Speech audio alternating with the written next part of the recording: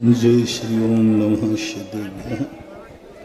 पंच परमेष्टि भगवान की, आचार्य श्री गुरुवर कुंद कुंद महाराज की, आचार्य श्री गुरुवर विद्यासागर महाराज की, अग्रज मुनिराज समय सागर योग सागर नियम सागर मुनिराजों की, समस्त अनुज मुनिराजों की,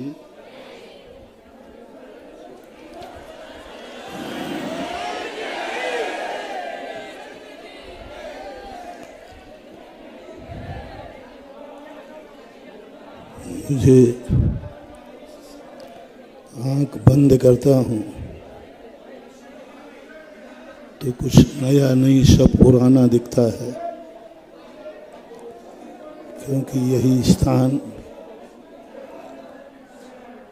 जब उल्लास और हर्ष के साथ 2 साल पहले पूज्य गुरुदेव के चरणों की वंदना की थी।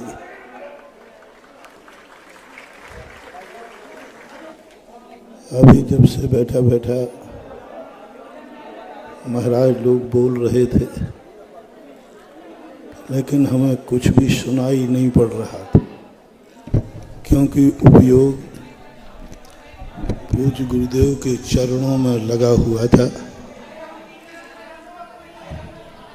उस समय भी पटेरा से चला था, आज भी चला। उस समय आया था, आज हम सबको आना पड़ा है। और एक ऐसे संकट की घड़ी, आज पता नहीं कैसा नेचर है मेरा, जब खुशी के दिन होते हैं तो आंखों में इतने आंसू आते हैं कि गंगा की धारा कम पड़ जाए। लेकिन आज दुख की घड़ी में इस निगोड़ी आंख में एक आंसू भी नहीं है। आनंद का आंसू था वो पंक्तियां सार्थक अनुभव में आती थी। वाणी गदगदयन बपू पुलकयन नेत्र द्वयम श्रावयन। उस आनंद की घड़ियों में जो आंखों में आनंद का ज्वार आता था, वह आज अनुभव कर रहा था। वस्तु के अभाव में वस्तु का मोल अनमोल हो जाता है। और आज जिस संकट की घड़ी में हम सब मुनिराजों को, हमारे सब साधु संतों को, आर्यिकाओं को जिस अधर्म में छोड़ गए हैं पूज्य गुरुदेव,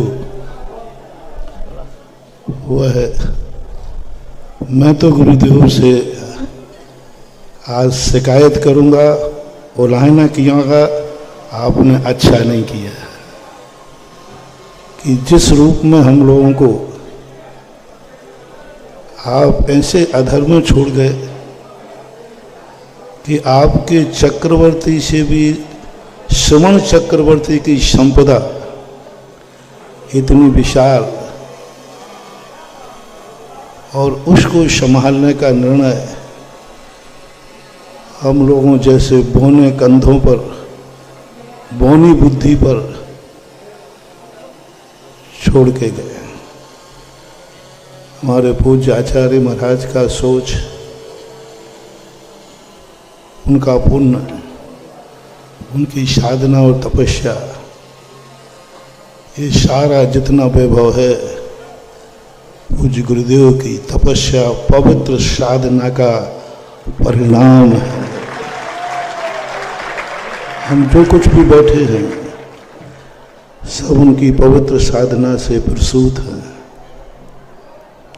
और इतनी बड़ी चीज के लिए, एक निर्णय करने के लिए हम लोगों को सबको इकट्ठा होना पड़ा। और वह आज वही चीज़ें, आचार्य श्री का वो वात्सल भरा हाथ, और अब वही बात ध्यान में आती है। अब मैं कुछ बोल नहीं पा रहा हूँ, नहीं तो वही घटना घट जाएगी जो 2 साल पहले घटी थी कि हम कुछ नहीं बोल पाए। पर अब कुछ नहीं, अब कौन कहेगा कि सुधा सागर कल से दहाड़ेगा।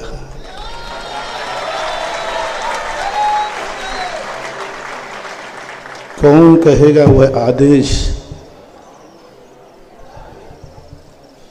वो स्मृति आती है जो हमें संदेशा मिला था। प्रति जब भी समाचार पहुंचता था तो एक ही बात का पहुंचता था, वहाँ चले जाओ, वहाँ जाना है। लेकिन इस बार दिवाली पर मेरा संदेशा, मेरा पत्र आ ही नहीं पाया। उसके पहले आचार्य श्री ने जीवन में मैंने कभी इस रूप में आदेश नहीं सुना कि पूज्य गुरुदेव ने कहा कानपुर आ जाओ, पंचरण करो, फिर बताता हूँ। आ जाओ शब्द मेरे समझ में उसी दिन से गुजरा। पहले तो इसका कोई अर्थ समझा नहीं। जब पूज्य वर्ग की स्थिति यह बनी, उस समय इसके कई अर्थ आत्मा में उठते। ऐसी स्थितियों को देख करके महाराज लोगों ने अभी जो बोला, अभय सागर जी, प्रमाण सागर जी महाराज आदि ने, शब्दों की भवन भावना है कि वस्तुतः अकलंक स्वामी की राजवार्तिक में कहा, गुरु के तो अनंत उपकार हैं, पर शिष्य गुरु पर क्या उपकार करे, जिसके लिए पूज्य आचार्य महाराज बार बार दोहराया करते थे कि गुरु ने जिस भावना से दीक्षा दी है, उस भावना को पूर्ण कर देना ही गुरु के ऊपर उपकार हो जाता है। आज हम सब लोग गुरु महाराज की जो भावना, जो उन्होंने हम सबसे उम्मीदें की होंगी, जो उनकी पवित्र भावना रही होगी, हम सब लोग एक ही बात पर विचार करें, चिंतन करें, ध्यान करें कि पूज्य गुरुदेव की जो भावना रही हो वह भावना साकार हो और हम सब मिलकर उसको साकार करें। व्यक्तिगत स्वार्थों का धर्म की ध्वज पर कोई स्थान नहीं होता। गुरु की क्या भावना रही, उनका क्या सोच रहा, वो क्या चाहते थे, उन्होंने हम सबको इतना क्यों संस्कार दिए, उन्होंने क्यों इतना बड़ा परिवार नहीं, परिवार तो पटेरा में था, परिवार तो जाली के उस तरफ है, जाली के इस तरफ तो हमारा कुटुंब है।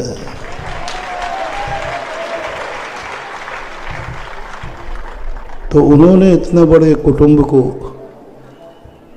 तैयार किया और उनकी भावना पूरी हो। बस आज पूज्य गुरुदेव को स्मरण करते हुए इतने ही भाव करता हूँ कि हे भगवान, हे गुरुदेव, आपकी जो भावना रही हो उस भावना को हम सब मिलकर के एक संगठित होकर एक नारे के साथ एक आवाज में सारे जगत में एक ही आगाज हो गए। हमारे मत दो ना हो, हमारे मन दो ना हो, हम सबका मत और मन उन आचार्य महाराज की विशाल, इतनी बड़ा वैभव, इतना बड़ा विशाल संस्कृति का ध्वज, इतनी बड़ी श्रमण संस्कृति को उन्होंने जीवित किया है, पुनरुद्धारित किया है। जहाँ मुनियों के प्रति लोगों का अभाव रूप दृष्टि बन चुकी थी। पूज्य गुरुदेव ने मुनियों का सद्भाव ही नहीं, सारे जगत को चतुर्थकालीन कुंद कुंद स्वामी की मुनिचर्या पालन की और हम लोगों को कराए।